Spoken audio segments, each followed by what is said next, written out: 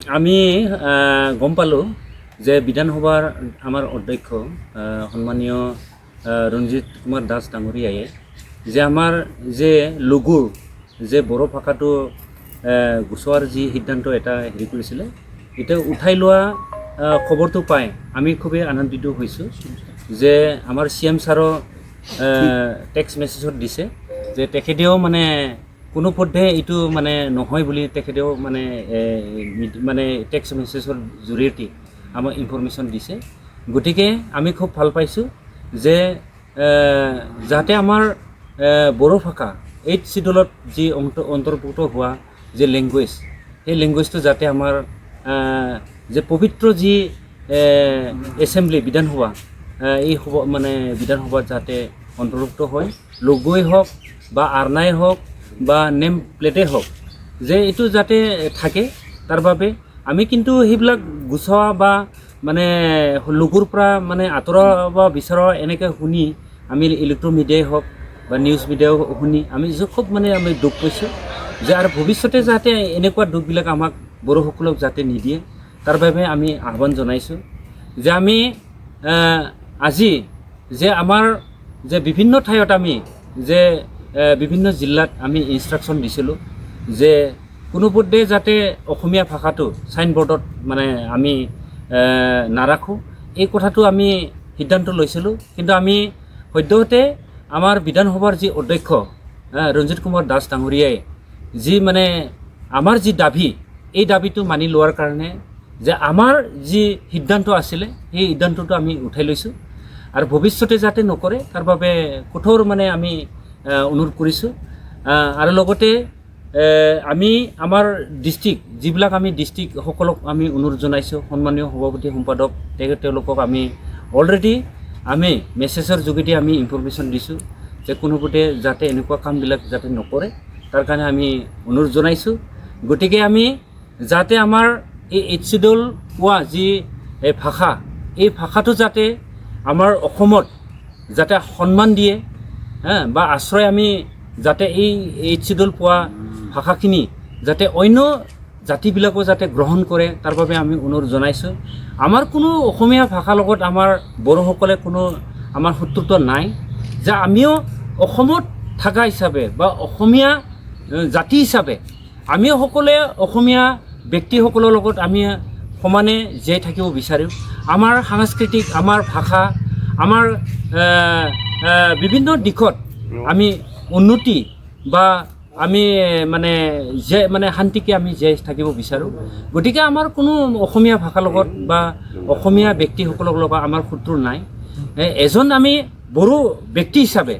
আমি যেনেকুৱা নিজৰ ভাষাক আমি ভাল পাওঁ, পবিত্ৰ যি ভাষা আমি এই ভাষাটো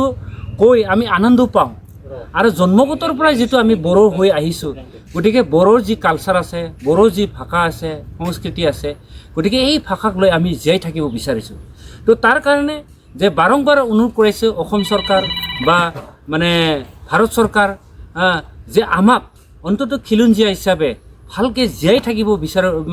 যাতে দিয়ে তাৰ বাবে আমি অসম চৰকাৰক বা ভাৰত চৰকাৰক আমি সকলো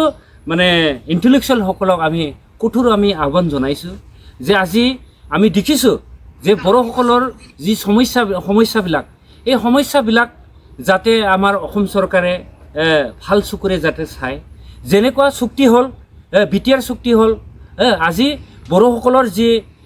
NDP সকলৰ যি সমস্যা এই সমস্যাটো শীঘ্ৰে সমাধান কৰিব লাগে আমি বিচাৰোঁ। যিমানখিনি বড়োসকলৰ সমস্যা আছে এই শান্তিকে যাতে আমাৰ পৰিৱেশ গঢ়ি তুলিব পাৰে তাৰ কাৰণে যদি এজন চুক্তিকাৰী হোৱাৰ পিছত যে ৰঞ্জন দৈমাৰী বা অন্যান্য কেডাৰবিলাকে যদি জেলত থাকিব লগা হয়, তো এইটো কি কথা যে BTR চুক্তি হোৱাৰ পিছত যে জেলত থকাটো কি যুক্তিৰ কথা হ'ল? গতিকে আমি বিচাৰোঁ শান্তি পৰিৱেশ গঢ়াৰ স্বাৰ্থত যাতে অসম চৰকাৰ বা যি চৰকাৰত যিখিনি MLA হওক মন্ত্ৰী হওক তেওঁলোকে এই কথাটো চিৰিয়াছলি ল'ব লাগে আৰু এই জনগোষ্ঠীয়ে উন্নয়নৰ কাৰণে যিখিনি তেওঁলোকে সা সুবিধা আমাক দিব লাগে, যোগান ধৰিব লাগে, সেইখিনি অন্ততঃ তেওঁলোকে ভাল চকুৰে চাব লাগে। প্ৰত্যেকটা ক্ষেত্ৰতে যে বড়ো জাতিৰ ওপৰত যাতে পলিটিক্স যাতে নিখিলে তাৰ বাবে আমি অনুৰোধ জনাইছোঁ কাৰণ আমাৰ জাতীয় নিজৰ সাংস্কৃতিক মানে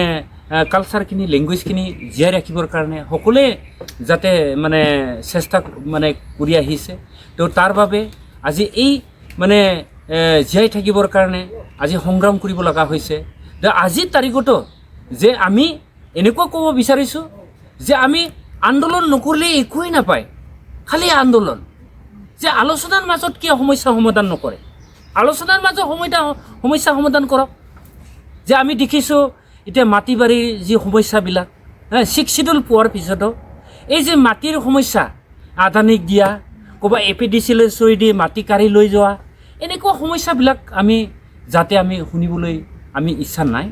গতিকে 6 শিডিউলৰ যি ট্ৰাইবেল বেলেঞ্চ ব্লকত যিখিনি মাটি আছে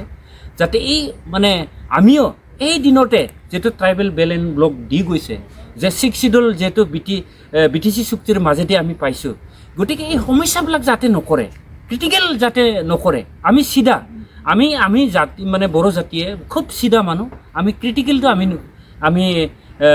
নুবুজো আমি বুজি নাপাওঁ গতিকে অনুৰোধ কৰিছোঁ অসম চৰকাৰক যে আমাৰ ওপৰত যাতে পলিটিক্স যাতে আমাক নকৰে তাৰ বাবে কঠোৰ অনুৰোধ কৰিছোঁ যে আমাৰ যি আজি যিখিনি আমি সাইনবোৰ্ডত মানে কিছুমান দোকান পোহৰত আমি মুচিছিলোঁ যে এই দোকান পোহৰৰ তেওঁলোকে যাতে মানসিকভাৱে যাতে তেওঁলোকে দুখ নাপায় তাৰ কাৰণে আমি তেওঁলোকক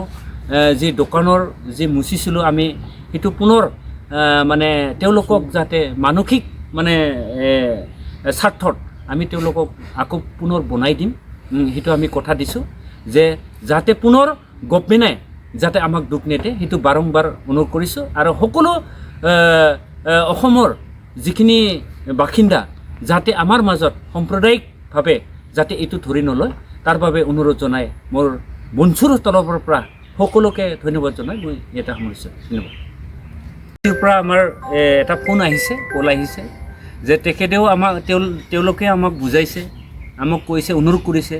যে আমি তেওঁলোকৰ কথাও আমি মানিছোঁ যে তেখেতে কৈছে যে যাতে আমাৰ মাজত কোনো যাতে মানে আমাৰ পৰিৱেশটো যাতে নষ্ট নহয় তো তাৰ কাৰণে শান্তি এটা সভা আমি আহ্বান কৰিছোঁ যে গধূলি সময়ত আপোনালোকে আহক আমি সকলোৱে আমি আলোচনা কৰিম তো আমি যাম আৰু স্পষ্ট আমাৰ সেয়ে আমাৰ অসমীয়া বাসী বা অসমীয়াসকলৰ লগত আমাৰ কোনো মানে সংঘাত নাই